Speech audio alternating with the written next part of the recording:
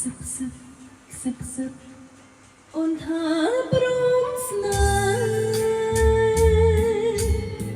ហើយអ្វីមិនតែខ្មាស់ផងអៀនផងមេត្តាគុំប្រាប់អ្នកណាណាបង